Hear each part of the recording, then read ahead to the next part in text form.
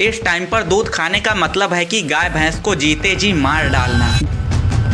और ये जबरदस्ती गर्भवती करने के लिए उसको शॉक ट्रीटमेंट देते हैं। गाय का अमृत कहा जाने वाला दूध आपको प्रोटीन और न्यूट्रिशियंस दे या ना दे, लेकिन गाय जिसे हम माँ का दर्जा देते हैं उसकी बद्दुआएं जरूर मिलती हैं और साथ ही वो खतरनाक जहर जो पूरी दुनिया में बैन है। लेकिन अगर मेल काफ पैदा होगा तो मार दो, अपने किसी काम का नहीं। उसके बाद गाय या भैंस दूध नहीं देना चाहती क्योंकि उसका दूध तो उसके अपने बच्चे के लिए था, तो फिर इंजेक्शन लगा के ऑक्सीटोसिन लगा के उसका दूध निकाला जाएगा। जब वो दूध देने लायक नहीं रहेगी उसको कत्ल कर दिया जाएगा कि कत्ल कर दो तो इसके मांस के भी पैसे मिलेंगे। जब पैदा होते ही एक बच्चे को उसकी माँ से तुरंत अलग कर दिया जाता है। माँ को बच्चे से अलग कर दिया जाता है तो आप सोच सकते हैं किसी भी माँ पे क्या गुजरेगी।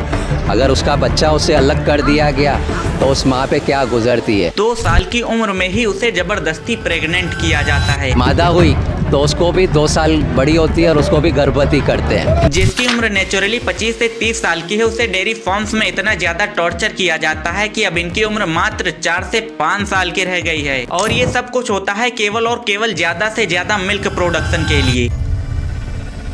इन डेयरी फार्म्स में इनके साथ एक्चुअली में क्या क्या किया जाता है ये जानकर शायद आप दूध से ही नफरत करने लगो।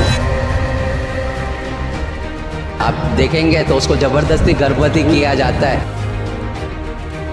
लेकिन बछड़ा हुआ तो बछड़े का डेयरी इंडस्ट्री में तो कोई काम ही नहीं है। सोचिए आप सुबह उठते हो और अपने बच्चे को ताजा ताजा एक गिलास दूध पिलाते हो। आपको लगता है कि आपने तो उसे अमृत पिलाया है जिससे उसे ढेर सारे न्यूट्रिशंस मिलेंगे। लेकिन क्या हो अगर मैं आपसे कहूं कि आपने दूध के साथ साथ गाय का खून, उसका दर्द और मवाद यानी पस, हार्मोन से खतरनाक जहर और एंटीबायोटिक्स का एक कॉकटेल पिलाया है। यकीन करोगे? वेल करना पड़ेगा, जरा देर रुको। इंडिया मिल्क कैपिटल यानी हम दुनिया में सबसे ज्यादा मिल्क प्रोड्यूस करने वाली कंट्री हैं। वैसे तो हम गाय की पूजा करते हैं, उसे माँ का भी दर्जा देते हैं, बट उसी देश में डेयरी इंडस्ट्री के दरवाजों के पीछे एक ऐसा काला सच छिपा है जो अनएथिकल तो है ही, साथ ही इलीगल भी है। आज हम किसी इमोशन पर बात नहीं करेंगे, आज हम इन जानवरों पर हुई क्रुएल्टी विद प्रूफ, साइंस और बिजनेस को डिकोड करेंगे। क्योंकि ये दूध भले ही साफ है लेकिन इसके पीछे का पूरा धंधा ही काला है। सबसे पहले बायोलॉजी का एक बेसिक सा सवाल, क्या गाय और भैंस हमेशा दूध देती हैं? तो ऑब्वियस सी बात है नहीं। गाय भैंस भी मैमल्स हैं, वो भी बिल्कुल इंसानों की तरह हैं। वो दूध तभी देती हैं जब वो प्रेग्नेंट होती हैं या फिर बच्चा देती हैं। लेकिन यहाँ पर एक ट्विस्ट है, डेयरी इंडस्ट्री के पास नेचर का वेट करने का टाइम नहीं होता। तो ऐसे में यहाँ एंट्री होती है द रेप रैक की। ये शब्द मेरा दिया गया नहीं है बल्कि ये डेयरी इंडस्ट्री का टेक्निकल टर्म है। काउज एंड बफेलोस को आर्टिफिशियल तरीके से बार बार जबरदस्ती प्रेग्नेंट किया जाता है। एक साइकिल सोचिए, 9 से 10 महीने की प्रेगनेंसी, फिर डिलीवरी और डिलीवरी के तुरंत बाद ही वापस से इंसेमिनेशन। और इन सब चीजों से जब गाय भैंसें थक जाती हैं, जब वो बेहद दर्द में होती हैं, तब उन्हें दिया जाता है सस्ता नशा यानी ऑक्सीटोसिन का इंजेक्शन। जब मैंने इस पर रिसर्च किया तब मुझे पता चला कि section 12 of prevention of cruelty to animals act के तहत ऑक्सीटोसिन का इस्तेमाल जानवरों पर स्ट्रिक्टली बैन है। लेकिन यहाँ पर रिपोर्ट्स तो कुछ और ही कहती हैं। इंडिया के लगभग हर एक डेयरी फार्म में ऑक्सीटोसिन तो चारे की तरह मिल जाता है। हर दिन रेट्स में ढेरों ऑक्सीटोसिन जब्त किया जाता है, लेकिन फिर भी डेयरी फार्म्स में इसका यूज लगातार हो रहा है ताकि गाय भैंस की बॉडी को निचोड़कर आखिरी बूंद तक दूध निकाला जा सके। नतीजा, इससे गाय भैंस को लेबर पेन जैसा दर्द होता है। ये हार्मोन्स दूध से पास आउट होकर हमारी बॉडी में आते हैं और नुकसान पहुंचाते हैं। अब एक सवाल जो मुझे सोचने पर मजबूर कर देता है कि जब हर साल करोड़ों गाय प्रेग्नेंट होती हैं तो आखिर उनके बच्चे कहाँ हैं? फीमेल काफ हुई तो ठीक है, 2 साल बाद वो भी दूध देने की मशीन बन जाएगी, लेकिन अगर मेल काफ हुआ तो क्या? यहाँ पर बायोलॉजी तो हार जाती है लेकिन इकोनॉमिक्स जीत जाती है। एक मेल काफ एक किसान के लिए लाइबिलिटी है, वो दूध नहीं देता और ट्रैक्टर ने उसका काम छीन लिया तो किसान उसका यूज खाल बच्चा या फिर भूत बनाने के लिए करते हैं। यानी कुछ किसान तो उसे जानबूझकर मार देते हैं, इंटरनल ऑर्गन्स निकाल देते हैं और खाल में घास भर देते हैं, जो जब गाय के सामने रखा जाता है तो गाय समझती है कि उसका बच्चा है और वो लगातार दूध देती रहती है। यहाँ पर साबित होता है कि एक माँ के इमोशन की भी कोई कद्र नहीं है। या फिर उन्हें स्ट्रे कैटल बनाकर सड़क पर प्लास्टिक खाने के लिए छोड़ दिया जाता है, या फिर वो इलीगल स्लॉटर मार्केट में गायब हो जाते हैं और किसी के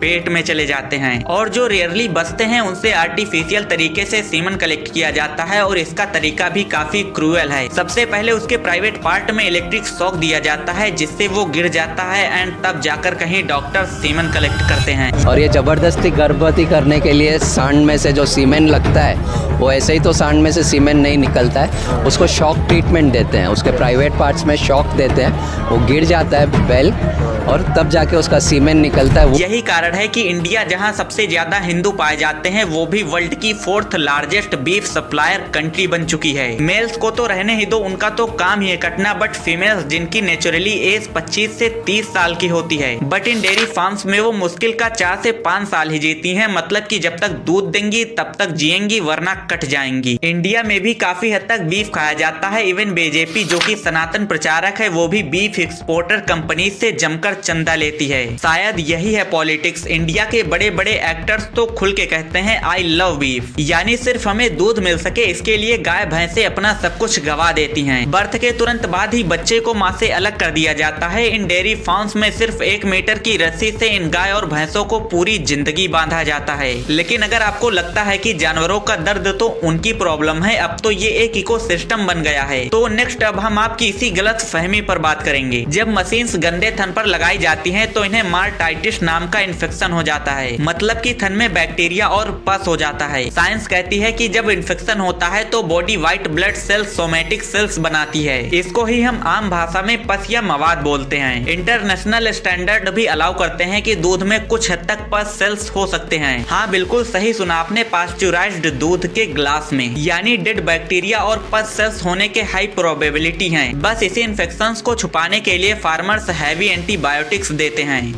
CSE centre for science and environment की रिपोर्ट कहती है कि ये एंटीबायोटिक्स दूध के जरिए हमारी बॉडी में जा रहे हैं, जिसका सीधा असर एंटीबायोटिक रेजिस्टेंस है। कल को अगर आप बीमार होते हो तो दवाई काम नहीं करेगी, क्योंकि दूध ने पहले ही आपकी बॉडी को रेजिस्टेंस दे दिया है। अब हो सकता है कि आप सोचो कि यहाँ पुलिस और कोर्ट कोई एक्शन क्यों नहीं लेती। तो welcome to the biggest joke of the Indian legal system. अगर मैं सड़क पर बिना हेलमेट लगाए गाड़ी चलाऊं तो 1500 का फाइन है, बिना टिकट के ट्रेन पर चढ़ जाऊं तो भी 250 से ऊपर फाइन है। लेकिन अगर वहीं मैं किसी गाय को टॉर्चर करूं, उसे भूखा रखूं या उसे क्रूएल तरीके से ट्रीट करूं, तो prevention of cruelty to animals act 1960 के सेक्शन 11 के तहत मुझ पर फाइन लगेगा केवल 50 रुपए का। 1960 के टाइम ये अमाउंट बड़ा था, लेकिन अब प्रेजेंट टाइम यानी 2025 में ये अमाउंट तो मजाक से भी छोटा है। डेयरी ओनर्स तो भीख में भी 50 से ज्यादा दे देंगे एंड अगेन वो अपना क्रुएल्टी वाला बिजनेस कंटिन्यू करते रहेंगे। जब तक ये लॉ अपडेट नहीं होता तब तक ये क्रुएल्टी प्रॉफिटेबल बनी रहेगी। तो अगर आपको अभी तक कुछ समझ में आया है तो क्वेश्चन यही होगा कि आखिर इसका सोल्यूशन क्या है। क्या दूध पीना छोड़ दे? वेल शायद ये प्रैक्टिकली पॉसिबल ही नहीं है, बट अंधा यानी ब्लाइंड भरोसा छोड़ना होगा। कुछ पॉइंट्स हैं जिससे हम इसे कंट्रोल कर सकते हैं। आवाज उठाओ कि PCA एक्ट 1960 अमेंड हो और फाइन बढ़े।